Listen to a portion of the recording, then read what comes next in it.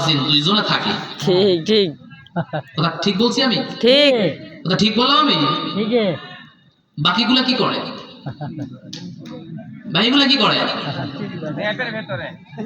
ও আচ্ছা আচ্ছা, আপনারা তো ইমামের সাথে একটা কথা বলছেন, ইক্তেদাইতু বিহাজাল ইমাম, ইমামকে সব ভাড়াপোনা দিয়ে দিচ্ছেন, মানে ইমাম সাহেব সারা বছর নামাজ পড়বেন, আমি ঘুমাবো।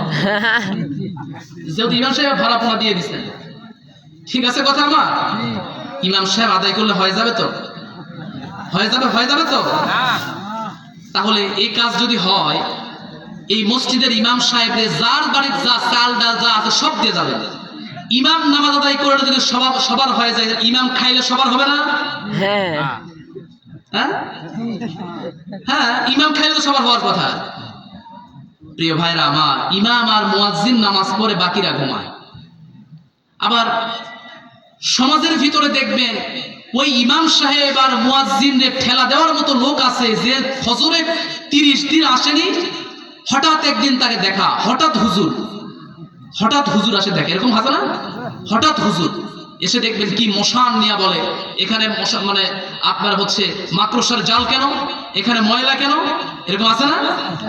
ইমামকে ফোর্স করে, মুয়াজ্জিনকে ফোর্স করে, বারবার সময়ের দিকে তাকায়, যে আজান সময় মতো হলো না কেন, এরকম বলে না বলে। প্রিয় ভাইরা আমার, এগুলো হচ্ছে শয়তানি কাজ। এগুলো কি কাজ? শয়তানি। এগুলো কি কাজ? শয়তানি কাজ। কারণ সারা বছর কোনো খোঁজ নাই, আসছে ইমামের ভুল ধরার জন্য আসছে। পেটের ভিতরে যদি বম মারা হয়, সূরা ফাতিহা শুদ্ধ করে বলতে পারবে না, ইমাম সাহেবের ভুল ধরতে পারবে। আমার প্রিয় ভাইরা, এজন্য নামাজ কায়েমের বিষয়টা হলো 3 ভাবে হয়ে থাকে। বলেন তো কয় ভাবে? 3 ভাবে। জোরে বলতে হবে কয় ভাবে? আমার সাথে সবাই বলেন পরিবার। সবাই বলেন পরিবার, সমাজ, রাষ্ট্র। কয়টা হলো? 3টা। এই 3টার ফাউন্ডেশনেই নামাজ প্রতিষ্ঠা হয়।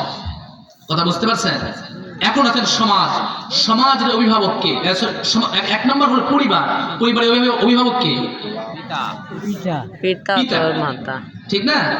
প্রত্যেকটা পিতা যদি মনে করে আমার সন্তানকে আমি নামাজ কায়েমকারী বানাবো, নামাজ পড়নেওয়ালা বানাবো, ওই ফ্যামিলির ভিতরে যারা আওতাভুক্ত আছে সবাইকে যদি নামাজের সেই কাউন্টারের ভিতরে যদি নিয়ে আসা হয়, সেই যদি তার ভিতরে যদি আওতাভুক্ত করা হয়, বলেন প্রত্যেকটা পরিবার কি নামাজি হবে না? নামাজি হবে না? তাহলে এই দোষ কার? পিতা।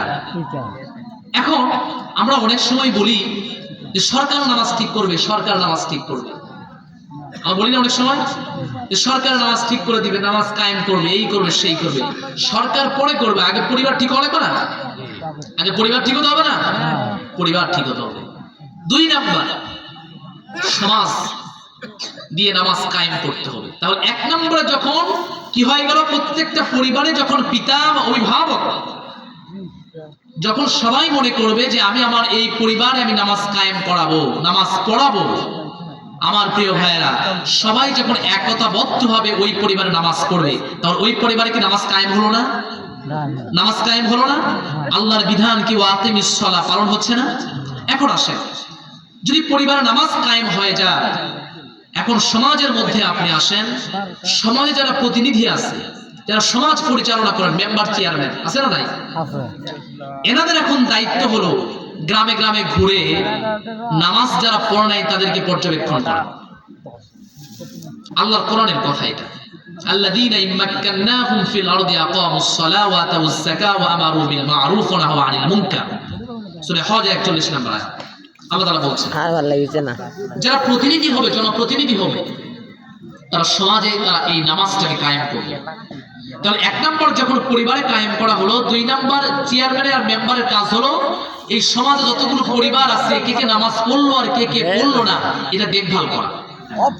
চেয়ারম্যান সাহেব কি করবে? নিজেই নামাজ পড়ে।